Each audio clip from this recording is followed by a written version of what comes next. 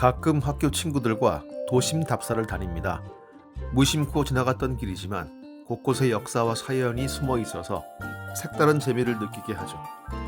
답사 리더 한종수는 어떻게 이런 것을 알고 있나 싶게 곳곳의 흔적들을 잘 캐치하고 보잘것없는 것들을 눈이 번쩍 뜨이는 포인트로 둔갑시키는 재능이 있습니다. 지난 일요일 코스는 영등포였습니다. 첫 출발은 물레공원입니다. 이 아파트 숲에 둘러싸인 공원에 뭔 특별한 게 있을까 싶지만 공원 주변에는 이런 정체 모를 구조물이 눈에 띕니다. 이건 지하 벙커의 환기구입니다. 이 물레공원은 과거 군 부대였고 꽤 큰 규모의 지하 벙커가 있었으며 지금도 그 출입구와 지하로 연결되는 환기구들이 남아 있습니다. 이곳은 원래 제6관구 사령부 자리였습니다. 제6관구 사령부는 영등포 강남 일대를 방어하던 각 부대들을 지휘하는 곳이었죠. 왕년에 서울 남부 지역에서 방위병 복무를 한 친지가 있다면 이 마크를 쉽게 알아보실 겁니다. 52사단. 이 사단이 창설된 곳도 이 물레공원 자리입니다. 그런데 1959년 한 장군이 제6관구 사령관으로 부임해왔습니다.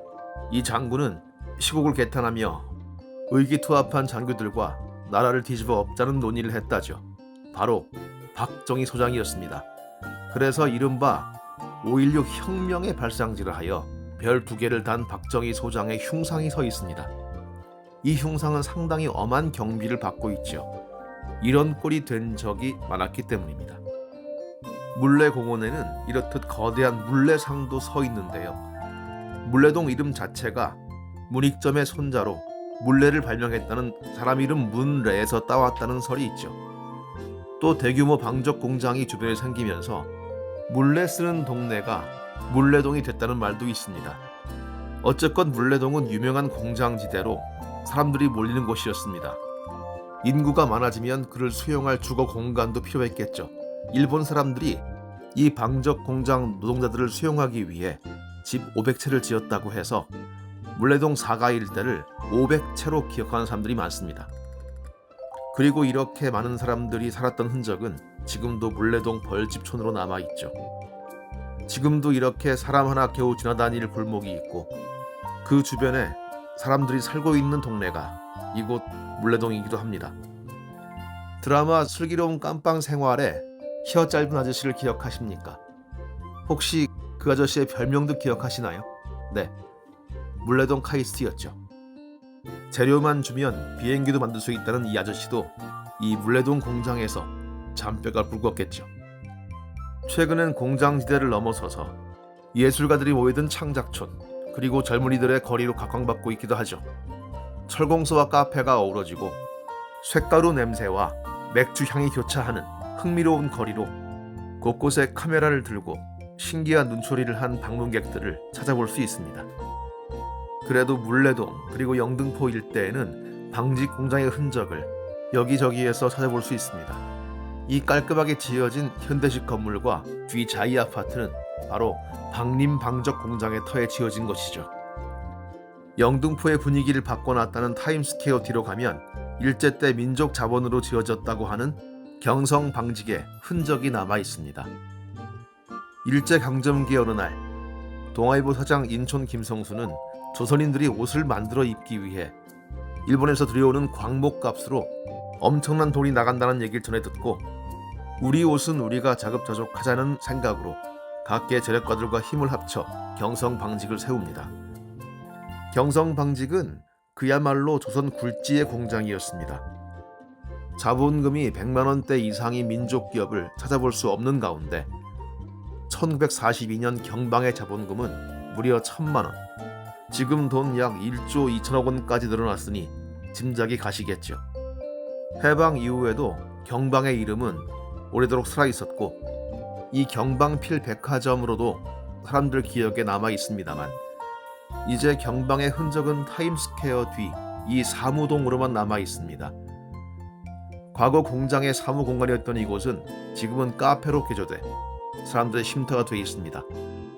근 100년 가까운 역사적 공원에서 마시는 커피 한 잔, 그 향기가 깊을 것 같습니다.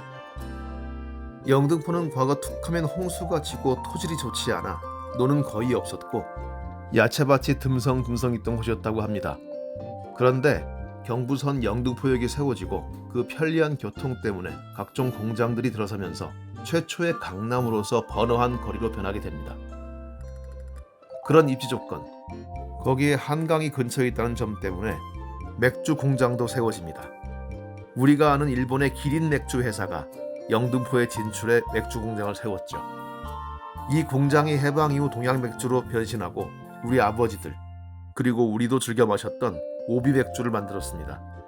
현재 공장은 다른 곳으로 옮겨가고 지금은 영등포 공원으로 변해 있습니다만 1933년에 제작돼 1996년까지 무려 63년간 맥주 제조 과정에서 메가와 호프, 전분, 양조용수를 배합해 끓인 후 발효시켰던 핵심 설비인 순동제 담금 솥은 랜드마크로 남겨두고 있습니다.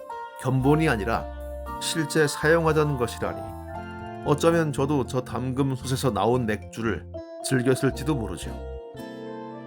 영등포 답사의 마지막 코스는 이곳 메가더 원수의 시찰지입니다. 전쟁이 터진 뒤 일본에서 수원까지 날아왔던 메가더는 한강이 내다보이는 이곳 맥주 공장 근처로 접근, 전선을 시찰했다고 합니다.